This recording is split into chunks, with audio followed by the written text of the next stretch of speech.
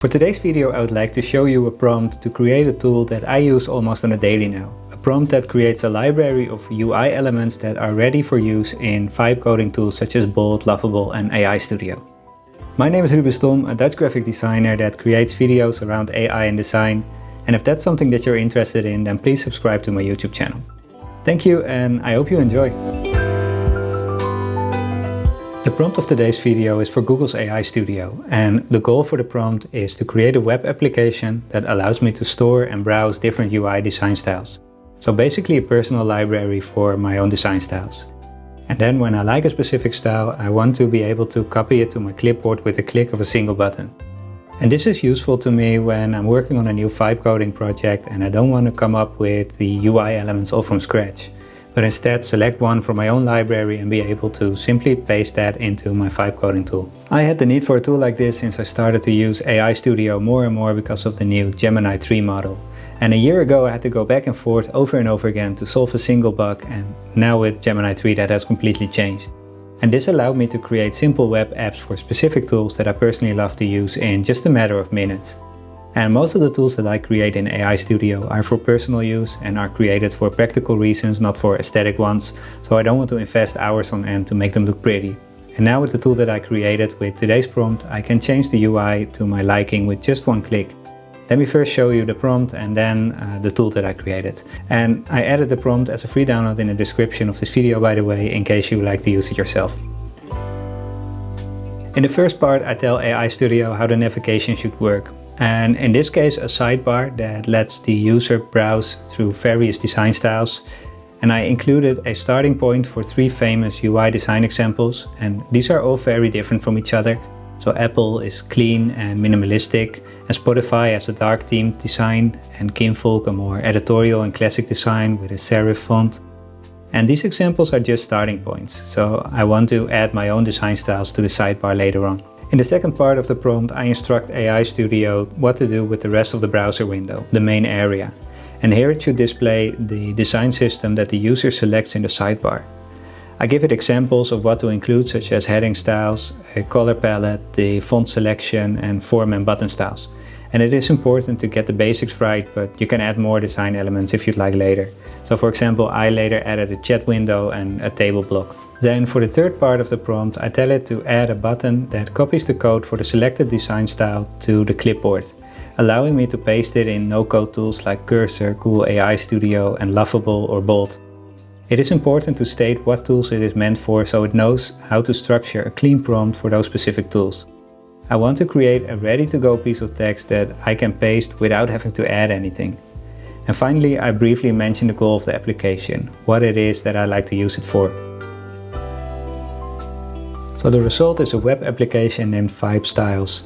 The AI model came up with that name, not me. And as you can see, there are all these different design styles in the sidebar here. And the version that I'm showing here is the one that I'm actually using myself.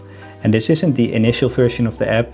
I counted the prompts in the chat for this app so far, and there are a total of 20. And it worked properly with the first prompt, but I made some adjustments to specific design styles and added new styles. I also asked it to place the copy button in the sidebar and gave the sidebar a more minimalistic look. Furthermore, I added some additional UI blocks like a transaction table, a chat block, and some other common layout elements. And this was actually an addition that AI Studio came up with. As you can see in the chat window, it gives you suggestions for improvements and additional features. In my first prompt, I started with 3 design styles based on the Apple, Spotify, and Kinvolk UI elements. And here's the one it created for the Apple inspired theme. I have no idea why it decided to call it Cupertino, but it actually came very close as for the design elements. The blue buttons with the rounded corners and the white rounded cards on a light gray background and the minimalistic sans serif font, which has the same look and feel as Apple uses on their website. But the one thing that I noticed where it missed the mark a bit is the font weight. So Apple uses a bolder formatted font for a lot of use cases, and especially for the headers, whereas my application uses a regular weight for almost every element. The Spotify inspired design elements come very close to the actual Spotify branding too. It implemented that distinct green color on a dark background, and it isn't perfect by any means. the background is a bit darker than their usual background color, and they use a different font too. And although these examples are just meant as a starting point, they are a great showcase of how intelligent the model is and how easy it is to insert new design styles based on just mentioning the name of a brand. It gets especially interesting when inserting your own design styles, like with the example I have here. This is a style that I created myself and often fall back to for my own applications. Not just for my web apps actually, but also for the branding of my YouTube channel, for example. I told AI Studio to add a style named Personal Dark, and I gave it the hex codes for the colors and directed it where to place them. For example, I wanted to use a specific dark gray color for the background, a full white for the headings, and so on.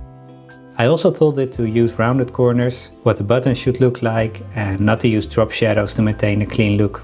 And this is something that you can play around with as much as you like. The AI model will fill in the blanks, and if there's anything you don't like, you can just alter it with the chat.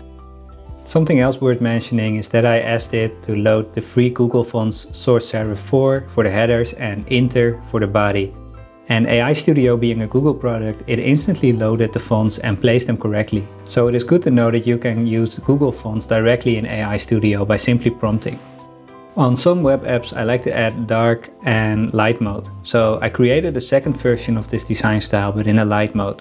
And this uses the same design elements and fonts just with a different color placement. I use this app in preview mode only, as there is no reason for me to deploy the app. I'm mostly using it for apps that I build in AI Studio anyway, so having the app right in my AI Studio account is very practical. And I'm not using a database for this app either, as it is just all being used for the front-end code. The reason that I'm having so many different options for design styles in the sidebar is because I was playing around with the AI model to see what was possible.